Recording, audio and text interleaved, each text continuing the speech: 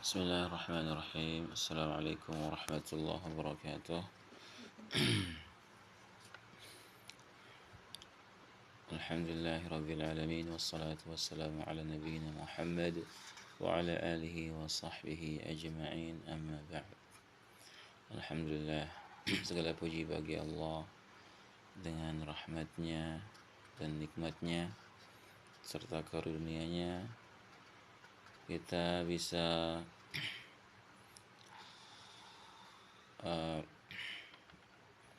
menikmati kehidupan yang Allah berikan. Kita masih bisa bernafas, kita masih bisa memanfaatkan waktu di mana sebagian besar bahkan nikmat ini sebagian dari makhluk Allah sangat menginginkan namun tidak bisa mendapatkannya. Terutama orang-orang yang telah meninggal, di mana mereka sangat menginginkan waktu di mana mereka bisa beribadah, bisa berbuat taat agar bertambah kebaikan mereka sehingga bermanfaat bagi mereka ketika mereka meninggal. Kemudian kita bersyukur bisa memanfaatkan waktu luang karena kebanyakan manusia tertipu sehingga tidak bisa memanfaatkan waktu luang dan waktu sehat mereka, di mana Nabi bersabda, ni'matani maghbunun fihima katsirun minan nas. Dua nikmat yang kebanyakan manusia lalai, tertipu dari dua nikmat tersebut. Artinya tidak menggunakan kedua nikmat itu dalam ketaatan, dalam kebaikan, sehingga dia dianggap tertipu dan lalai. Yaitu nikmat as-sihhah, nikmat kesehatan, wal faragh, dan nikmat waktu luang. Dua nikmat itu kebanyakan manusia lalai, tidak menggunakannya dalam ketaatan kepada Allah,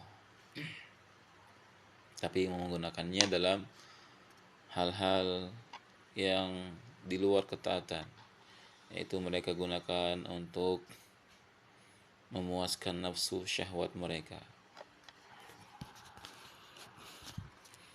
Alhamdulillah, segala puji bagi Allah. Kita insyaallah pagi ini akan membahas kitab akidah dengan tema al-usul al-thalatha, syarh salasatul usul, syarhu salasatul usul.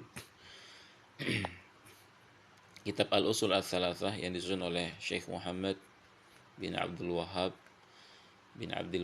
kemudian disyarah oleh Syekh Muhammad Ibnu Shalih Al-Utsaimin. Kita mulai bismillah, tertulis di sini bismillah, dengan menyebut nama Allah. Bismillahirrahmanirrahim, yang maha pemurah atau maha penyayang, yang maha pemurah atau maha pengasih, ar-rahim, yang maha penyayang. I'lam, ketahuilah, ilmuilah, rahimakallahu, annahu yajibu alaina ta'allumu arba'i masail. Semoga Allah merahmatimu, bahwasanya wajib bagi kita mempelajari 4 perkara, 4 permasalahan. Permasalahan yang pertama, al-ilmu, yaitu ilmu. Dan ilmu yang dimaksud adalah ma'rifatullah, mengenal Allah, wa ma'rifatu nabi, mengenal nabi Allah, wa ma'rifatu dinil islami bil adillah, dan mengenal agama Islam dengan dalil-dalil. Di sini Syekh Muhammad Ibnu Shalih Al-Utsaimin menjelaskan bismillah. Kenapa penulis mengawali kitabnya dengan bismillah? Beliau mengatakan ibtada'a al-muallifu rahimahullahu kitabahu bil basmalati, ini bismillahirrahmanirrahim, iktidaan bi kitabillahi azza wa jalla, fa innahu mabdu'un bil basmalati. Yang artinya penulis rahimahullah, semoga Allah merahmatinya, memulai kitabnya dengan basmalah, iktidaan bi kitabillah, karena mencontoh Al-Quran, kitabullah, mencontoh kitabullah azza wa jalla, yakni Al-Quran. Fa innahu mabdu'un bil basmalati, karena sesungguhnya Al-Quran itu diawali dengan basmalah. Wa tiba'an li hadithi, kemudian juga penulis selain mencontoh Al-Quran, mencontoh kitabullah, penulis juga mengikuti Rasulullah berdasarkan hadis kullu amrin zibalin la yubda'u fihi bi bismillahi fahuwa abtaru. Setiap perkara atau urusan yang memiliki kepentingan, di sini zibalin artinya zu sya'nin azim, setiap perkara yang memiliki hajat yang besar, yang memiliki suatu kepentingan, la yubda'u fihi bi bismillah, tetapi perkara itu tidak diawali dengan bismillah, fahuwa abtar, maka perkara itu terputus. Abtar bisa berarti maqtu', bisa berarti khasir, rugi, bisa berarti mana'a, yaitu terhalang dari kebaikan. Jadi kalau kita memiliki suatu urusan, suatu kepentingan, tapi tidak diawali dengan bismillah atau bismillahirrahmanirrahim, maka perkara itu terputus dari kebaikan. Artinya orang yang memiliki perkara akan merugi, terhalang dari kebaikan. Waqtida'an bir rasuli sallallahu alaihi wasallam. Kemudian selain mencontoh Al-Quran, kemudian mengikuti sunnah Rasulullah berdasarkan hadis tersebut.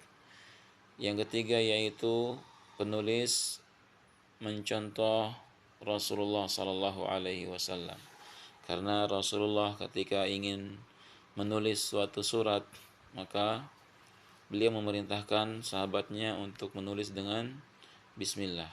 Di sini disebutkan fa innahu yabda'u kutubahu bil basmalati. Rasulullah itu mengawali kitab-kitabnya atau tulisan-tulisannya, surat-suratnya maksudnya, surat-surat beliau yang beliau kirim kepada orang-orang yang beliau tujukan, itu semuanya diawali surat-suratnya itu dengan Bismillah. Di sini Syekh Muhammad juga menjelaskan al-jar wal majrur. Itu dalam kata bismi, al-jar dan majrur muta'alliqun. Jar dan majrur itu muta'alliqun bi mahdzufin. Itu berkaitan dengan sesuatu yang dihapus. Sesuatu yang dihapus. Yang dihapus di sini adalah fi'lin muakhkhar, yaitu fi'il yang diakhirkan, kata kerja yang diakhirkan. Munasibin, yang sesuai, kata kerja yang sesuai dan dia diakhirkan. Lil maqami, yang sesuai dengan kedudukannya. Di sini bismillah ada kata kerja yang diakhirkan yang sesuai dengan tempatnya, sesuai dengan kedudukan ketika membaca bismillah.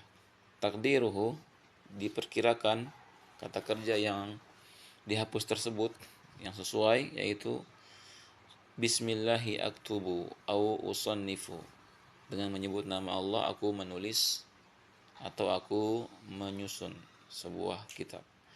Di sini kata kerjanya yang sesuai dengan posisi atau kedudukan dari bismillah ini, yaitu kata kerja aktubu atau usannifu. Jadi penulis sebelum menulis kitabnya, beliau berniat bismillah dengan menyebut nama Allah. Dalam hatinya beliau berniat aktubu usannifu, aku menulis atau menyusun sebuah kitab. Wa qaddarnahu fi'lan, kata beliau, kemudian kami perkirakan yang dihapus itu adalah kata kerja. Li'anna al-asla fil amal, karena asal atau sumber dari suatu amalan itu adalah pekerjaan, perbuatan. Jadi amalan itu bersumber dari perbuatan. Kemudian beliau juga mengatakan wa qaddarnahu muakhiran. Perbuatan itu ditakdirkan, diperkirakan, diakhirkan. Perbuatan yang dihapus itu diakhirkan setelah mengucapkan bismillah karena memiliki dua faidah, memiliki dua faidah, manfaat. Manfaat yang pertama at-tabarruk bil bada'ati bismillah subhanahu wa ta'ala. Pelajaran atau manfaat yang pertama yaitu mencari keberkahan. Mencari keberkahan dengan mengawalinya dengan mengucapkan bismillah. Mencari keberkahan ketika diawali dengan bismillah. Jadi setiap orang ketika mengucapkan bismillah itu ada faidahnya. Yang pertama ada keberkahan. Keberkahan bagi orang yang mengucapkan bismillah dalam berbuat kebaikan. Tentunya harus memperhatikan apakah hal itu sesuai dengan yang Nabi contohkan atau tidak. Tidak semua kebaikan diawali dengan bismillah. Jadi harus dilihat apakah itu dicontohkan oleh Nabi atau tidak. Tapi secara umum setiap kebaikan itu diperintahkan diawali dengan bismillah. Namun jika ada kebaikan yang tidak dicontohkan dengan bismillah, maka kita tidak mengawalinya dengan bismillah. Seperti salat, Nabi ketika akan salat beliau langsung mengawalinya dengan takbir, tidak dengan bismillah. Yang kedua, pelajaran atau manfaat dari diakhirkannya kata kerja atau perbuatan yang dihapus setelah mengucapkan bismillah di sini, yaitu ifadatul hasri, adanya al-hasr, pembatasan, manfaat pembatasan, lianna taqdim al-muta'alliq yufidul hasr. Jadi manfaat dari diakhirkannya kata kerja yang dihapus yaitu adanya batasan, pembatasan. Wa qaddarnahu munasiban li'annahu adalla 'ala al-murad. Kenapa kita memperkirakan kata kerja yang cocok atau sesuai? Kata beliau di sini li'annahu adallu 'ala al-murad. Lebih pas terhadap keinginan yang dimaksudkan. Di sini yang dihapus adalah kata kerja yang sesuai dengan niat dari orang yang mengucapkan bismillah. Misalnya di sini beliau ingin menulis sebuah kitab, maka beliau mengucapkan bismillah. Kata kerja yang dihapus adalah aktubu. Kalau seandainya enggak sesuai, maka seperti contohnya dengan menyebut nama Allah, bismillahi abtadi'u, aku memulai. Maka di sini enggak sesuai. Maka yang sesuai itu adalah aktubu atau usannifu. Jadi kata kerja yang dihapus itu harus sesuai. Di sini kita mungkin nggak akan membahas tentang syarah lebih detail karena dikhawatirkan akan lupa dengan inti dari kitab ini, yaitu al-usul as-salasah. Di sini juga disebutkan tentang Allah, siapa itu Allah. Tapi kita nggak akan bahas karena kita akan fokus ke intinya. Ar-Rahman, Ar-Rahman. Bismillahi Ar-Rahman. Ar-Rahman itu apa? Beliau Syekh Muhammad Al-Utsaimin Ar-Rahman, beliau mengatakan Ar-Rahman ismun minal asma, adalah nama dari nama-nama al-mukhtassati billah, yang khusus hanya untuk Allah Azza wa Jal. La yutlaqu ala ghairihi, tidak boleh dimutlakkan untuk selain Allah. Ar-Rahman, dan Ar-Rahman ma'nahu al-muttasifu birrahmah wasi'ah. Ar-Rahman itu adalah zat yang disifati dengan rahmat yang sangat luas. Berarti Ar-Rahman, Allah, Ar-Rahman, Allah adalah zat yang memiliki rahmat yang maha luas. Zat yang maha memiliki rahmat yang sangat luas. Kemudian Ar-Rahim, sebelum kita membahas Ar-Rahim, apa itu rahmat? Para ulama menjelaskan rahmat itu adalah sesuatu yang kita butuhkan. Bahkan semua makhluk membutuhkan rahmat, kasih sayang. Nabi saja ketika di hadapan para sahabatnya, beliau berkata, la yadkhulul jannata ahadukum bi'amalihi atau kama qala. Tidak akan masuk surga salah seorang di antara kalian dengan amal perbuatannya atau amal solehnya. Kemudian para sahabat bertanya, tidakkah engkau juga wahai Rasulullah? Yaitu, tidakkah engkau juga masuk surga dengan amalmu wahai Rasulullah? Nabi pun menjawab, iya, saya juga tidak akan masuk surga dengan amal soleh saya atau amal kebaikan saya. Walakinni yataghammadani Allahu bi rahmati. Akan tetapi kata beliau, Allah Subhanahu wa taala meliputiku dengan rahmatnya. Artinya Nabi pun masuk surga dengan rahmat Allah juga. Maka kita juga harus seperti itu, mengikuti petunjuk Rasulullah. Jangan kita berbangga dengan amal soleh kita. Jangan kita sombong dengan amal kebaikan kita. Karena sombong itu adalah suatu perbuatan dosa juga. Bahkan Rasulullah bersabda, la yadkhulul jannata man kana fi qalbihi mithqala dzarratin min kibr atau kama qala sallallahu alaihi wasallam. Tidak akan masuk surga orang yang di dalam hatinya terdapat sebesar biji zarrah kesombongan. Biji zarrah di sini disebutkan maksudnya adalah perkara yang paling kecil. Tidak akan masuk surga orang yang terdapat kesombongan dalam hatinya meskipun kesombongan itu sangat kecil. Jadi jangan kita sombong dengan amal soleh kita, tapi kita menundukkan diri kita, merendahkan diri kita tunduk kepada Allah Subhanahu wa taala. Kita mengharap Allah agar bisa memasukkan kita ke dalam surganya. Bukan kita memastikan diri kita pasti masuk surga dengan amal kita yang banyak, misalnya kita sombong kita pasti masuk surga, tidak. Tetapi sebagaimana yang Nabi contohkan, kita mengharapkan rahmat Allah agar bisa masuk surga. Amal ibadah kita tetap kita butuhkan agar kita lebih dekat kepada Allah.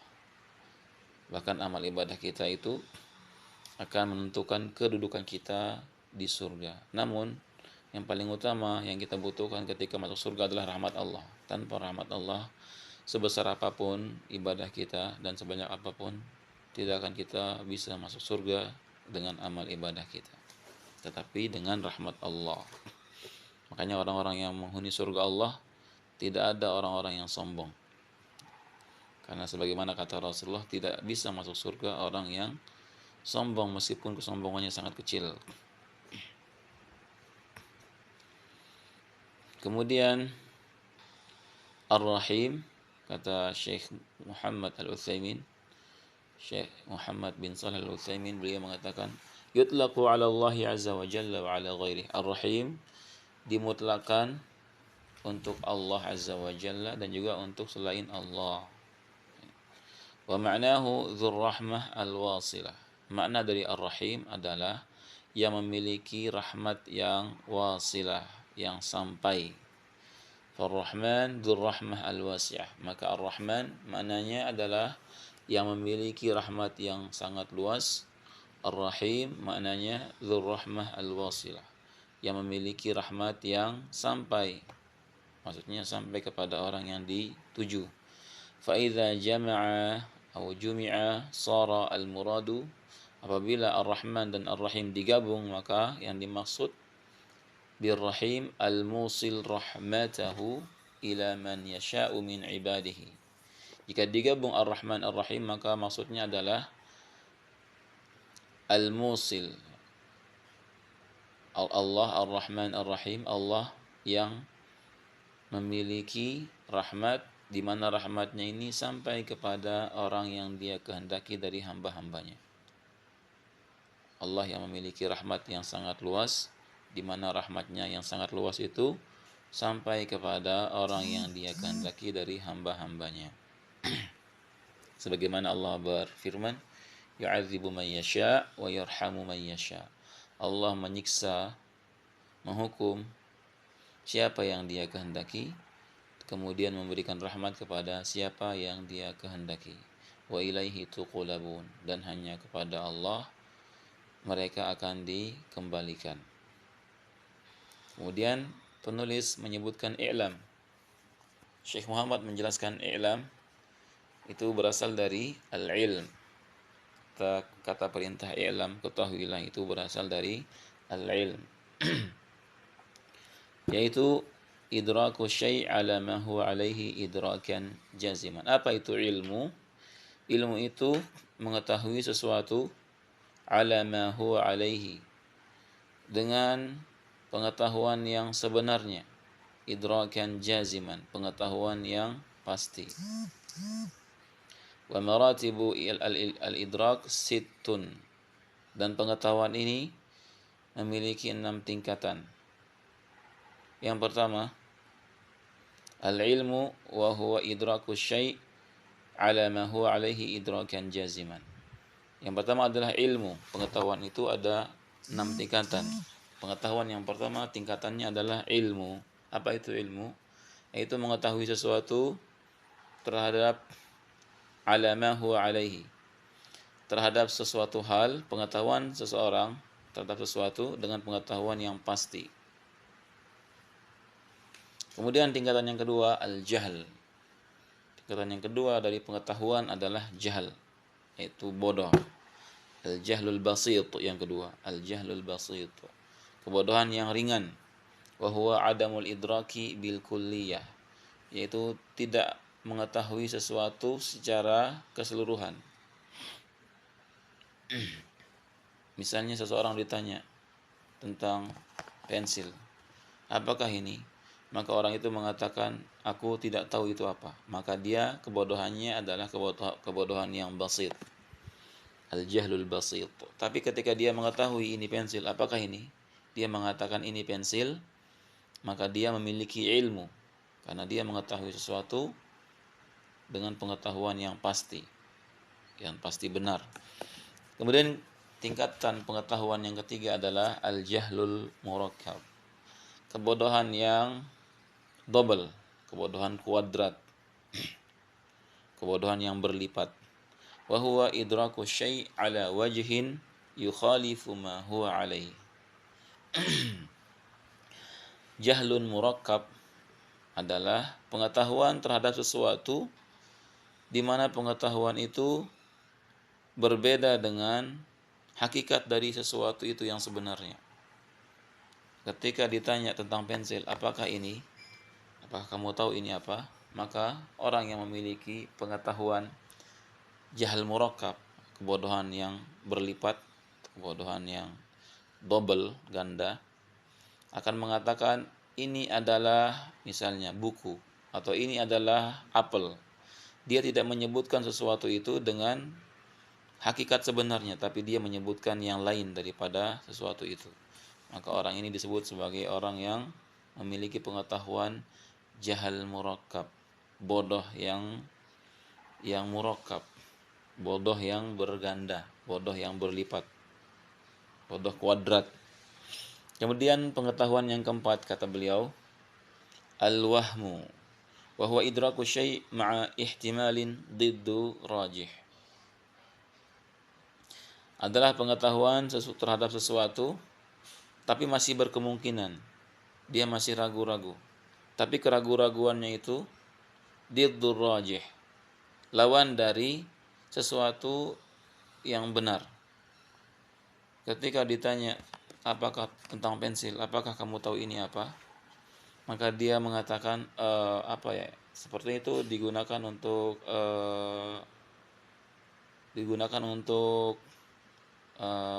misalnya menggaruk. Pengetahuan dia itu adalah lemah. lawan dari sesuatu yang lebih benar. Jadi waham di sini pengetahuan yang masih berkemungkinan benar dan salah. Namun kemungkinan besarnya pengetahuan dia itu adalah salah. Itu waham. Pengetahuan yang kemungkinan besar itu salah. Itu waham. Kemudian yang kelima dari tingkatan pengetahuan, syak, yaitu syak. Wa huwa idraku syai' ma'ahtimalin musawin. Pengetahuan terhadap sesuatu yang masih berkemungkinan, dan kemungkinan ini antara benar dan salahnya itu sama, 50-50. Itu adalah syak. Kemudian yang keenam, yang terakhir adalah dhann. Pengetahuan yang keenam itu dhann. Wa huwa idraku syai'i ma'ahtimalin diddu marjuh. Pengetahuan terhadap sesuatu masih berkemungkinan, pengetahuannya itu berkemungkinan benar atau salah. Namun orang yang memiliki pengetahuan dhann, kemungkinan benarnya itu lebih besar. Makanya disebutkan diddu marjuh. Pengetahuan terhadap sesuatu yang berkemungkinan, masih berkemungkinan benar atau salah. Namun kemungkinan di sini adalah kemungkinan benarnya itu lebih besar daripada kemungkinan salahnya. Itu namanya dhann. Kemudian beliau menjelaskan ilmu itu, pengetahuan yang pasti itu terbagi menjadi dua, daruriyun wa nazariyun. Pengetahuan yang daruri, kemudian pengetahuan yang nazari. Daruri itu pasti. Kemudian nazari ini butuh penelitian terlebih dahulu. Itu ilmu pengetahuan yang daruri, yang pasti, seperti pengetahuan terhadap, di sini disebutkan tentang apa itu daruri sama nazari. Beliau mengatakan fad-daruriyu ma yakunu idrakul ma'lum fihi daruriyan bihaitsu yattaru ilaihi min ghairi nazarin wala istidlalin kal ilmi bi anna an-nara haratun masalan. Kata beliau, yang dimaksud dengan ilmu daruri, ilmu terbagi dua. Yang pertama ilmu daruri dan ilmu nazari. Kata beliau, ad-daruri ma yakunu idraku al-ma'lum fihi daruriyan. Pengetahuan terhadap sesuatu yang diketahui secara pasti, daruri. Bihaitsu yattaru ilaihi min ghairi nazarin. Di mana seseorang itu ketika mengetahuinya itu tidak perlu melakukan penelitian. Wala istidlalin, tidak perlu dalil atau bukti. Seperti contoh dari ilmu daruri, yaitu seperti ilmu atau pengetahuan seseorang bi anna nara, bahwasanya neraka itu harah, atau api itu adalah panas. Jadi pengetahuan seseorang terhadap api itu panas itu adalah pengetahuan yang daruri, pengetahuan yang tidak butuh penelitian, yang sudah pasti diketahui oleh orang yang berakal. Adapun nazari, kata beliau, ma yahtaju ila nazarin. Ilmu yang nazari adalah sesuatu atau ilmu yang dibutuhkan ketika kita ingin mengetahuinya. Ilmu yang nazari adalah ilmu yang butuh kepada penelitian dan dalil. Dia mengatakan contohnya di sini, kal ilmi biwujubin niyyah fil wudu'i. Seperti pengetahuan wajibnya niat dalam wudu. Kita nggak tahu kalau niat dalam berwudu itu wajib tanpa adanya penelitian terlebih dahulu. Penelitian apakah ada dalilnya dari wahyu, baik dari Al-Quran atau hadis Nabi yang sahih. Itu perbedaan daruri dan nazari. Kemudian penulis menyebutkan rahimakallahu, i'lam rahimakallahu. Rahimakallahu, kata Syekh Ibnu Utsaimin rahimahullah, rahimakallahu afadhu alaika min rahmatihi allati tuhsalu biha ala matlubika wa tanju min mahzurika. Kata beliau, rahimakallahu afadha alaika min rahmatihi allati tuhsalu biha ala matlubika. Semoga Allah merahmatimu. Kata beliau, Di sini rahimakallah, doa yang dikatakan oleh penulis kepada orang yang membaca kitab beliau. Ini doa agar Allah memberikan rahmatnya kepada pembaca, pada orang yang membaca kitab beliau. Di mana rahmat ini didapatkan dengan rahmat Allah itu sesuatu yang kita inginkan. Dan dengan rahmat itu kita akan selamat dari hal yang kita khawatirkan.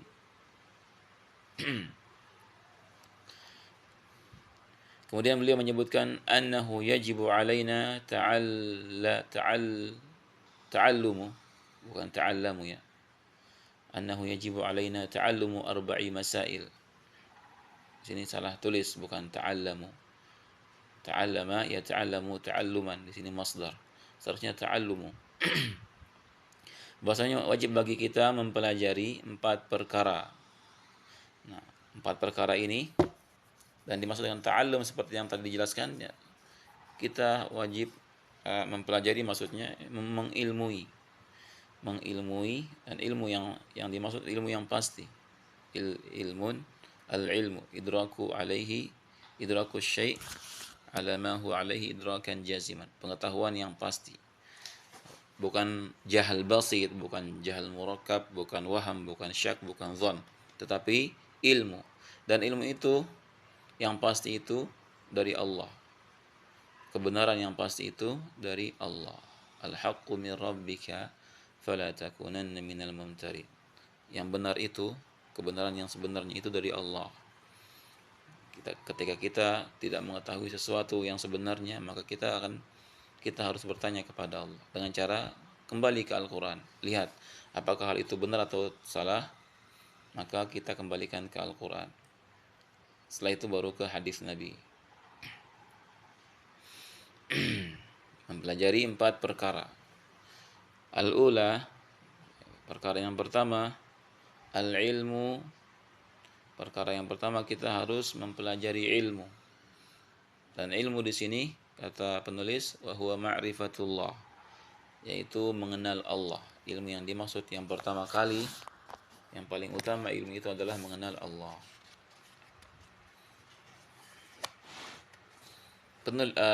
Pensyarah Syekh Muhammad Ibn Saleh Al-Utsaimin menjelaskan yang dimaksud dengan mengenal Allah ay ma'rifatullahi azza wa jalla bil qalbi, mengenal Allah azza wa jalla dengan hati. Ma'rifatan tastalzimu qabula ma syara'ahu, yaitu mengenal Allah azza wa jalla dengan hati, di mana pengenalan ini mengharuskannya menerima apa yang Allah syariatkan, apa yang Allah perintahkan, mengerjakan apa yang Allah perintahkan, menjauhi apa yang Allah larang. Wal iz'anu tastalzimu qabula ma syara'ahu. Wal iz'ana, karena dia ataf kepada qabula. Wal iz'ana, tunduk. Wal inqiyad lahu, tunduk kepada Allah Subhanahu wa taala. Wa tahkima syari'atihi, kemudian berhukum dengan syariat Allah, agama Allah, allati ja'a biha rasuluhu Muhammad sallallahu alaihi wasallam, dengan syariat Allah yang dibawa oleh rasulnya Muhammad sallallahu alaihi wasallam. Wa yata'arrafu al-'abdu 'ala rabbih, di mana seorang hamba itu akan mengenal Rabbnya bin nazari fil ayati asy-syar'iyyah.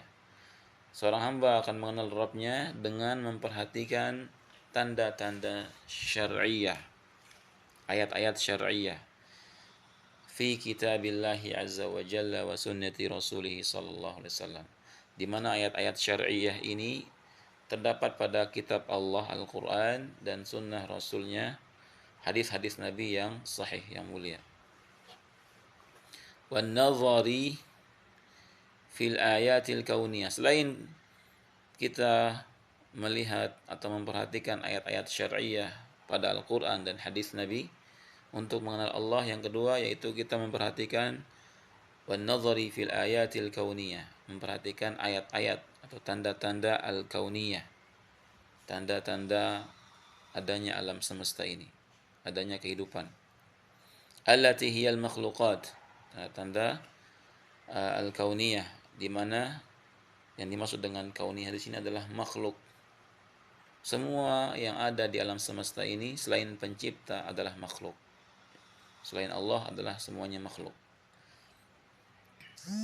Maka dengan kita melihat ayat-ayat syar'iyah di Al-Quran dan hadis Nabi, kemudian melihat makhluk-makhluk Allah, maka dengan cara itu kita akan mengenal Allah. Fa'inal insana kullama nazara fi tilkal ayat, karena manusia, kata beliau, setiap kali memperhatikan ayat-ayat atau tanda-tanda itu, izdada ilman, bertambahlah ilmunya, bi khaliqihi, terhadap penciptanya Allah, wa ma'budihi, dan terhadap sesembahannya yang disembah. Qala Allahu azza wa jalla, terhadap sesembahan yang disembah itu Allah. Allah azza wa jalla berfirman, wa fil ardi ayatul lil muqinin, dan pada bumi itu terdapat tanda-tanda bagi orang yang yakin, bagi orang-orang yang yakin. Wa fi anfusikum, dan juga dalam diri kalian, dalam diri kalian terdapat tanda-tanda keberadaan Allah. Afala tubsirun, tidakkah kalian melihat itu? Sampai sini saja kita akhiri dengan doa kafaratul majlis. Subhanakallahumma wa bihamdika asyhadu an la ilaha illa anta astaghfiruka wa atubu ilaik. Assalamualaikum warahmatullahi wabarakatuh.